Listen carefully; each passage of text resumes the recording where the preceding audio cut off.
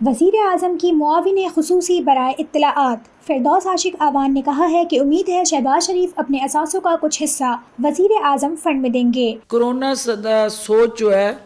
اس کو فی الحال لیڈر آف دی اپوزیشن جو ہے وہ کوارنٹائن کریں، اور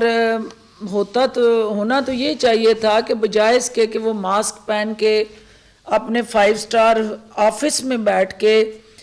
حکومت کو لیکچر دینے کی بجائے عوام میں نظر آئیں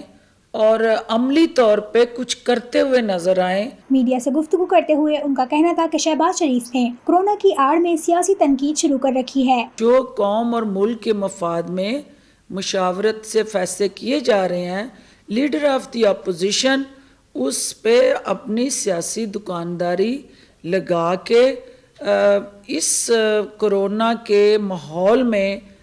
اپنے آپ کو سیاسی طور پہ زندہ رکھنے کا ذریعہ بنا رہے ہیں، اور اپوزیشن لیڈر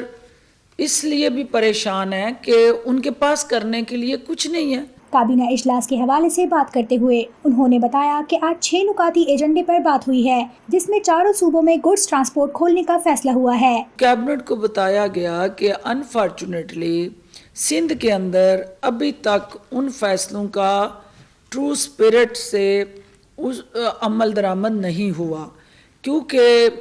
جتنی بھی پاکستان میں درآمد یا برآمد ہے وہ سندھ کے پورٹ کے ذریعے جو ہو رہی ہے، تو وہاں چونکہ ایڈمنسٹریٹو میئرز کی وجہ سے بے شمار چیلنجز ہیں، اور ٹرانسپورٹیشن بلاک ہونے کی وجہ سے، لاک ڈاؤن کی وجہ سے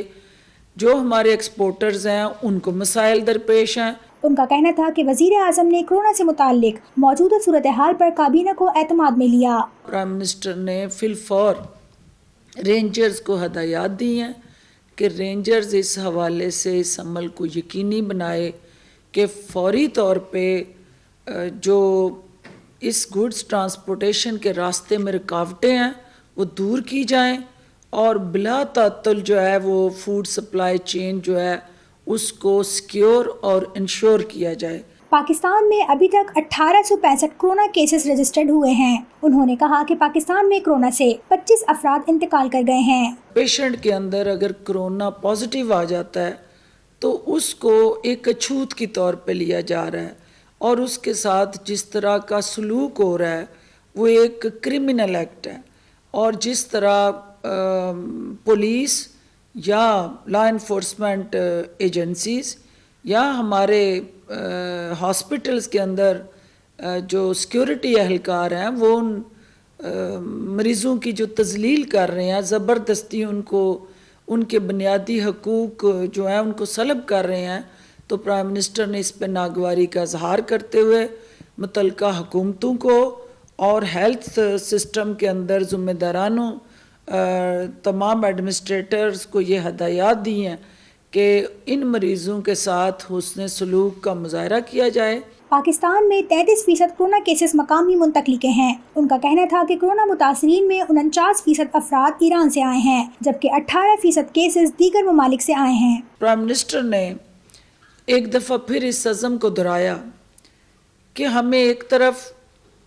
عوام کو اس وبائی مرض سے بچانا ہے، تو دوسری طرف کڑی نظر رکھنی ہے کہ بھوک، افلاس اور بے روزگاری کے ہاتھوں ہمارے عام شہری جو ہیں ان کے بنیادی حقوق جو ہے اس کا قتل عام نہ ہو، اور ان کو ہم روزگار کا تحفظ، ان کے جان و مال کا تحفظ، اور ان کی جو بنیادی ضروریات ہیں، جو غذائی ضروریات ہیں، اشیاء خورد و نوش کی سپلائی کے ساتھ جڑے انیشیٹیوز ہیں، اس پہ کسی قسم کی کوئی قدغن نہیں آنی چاہیے۔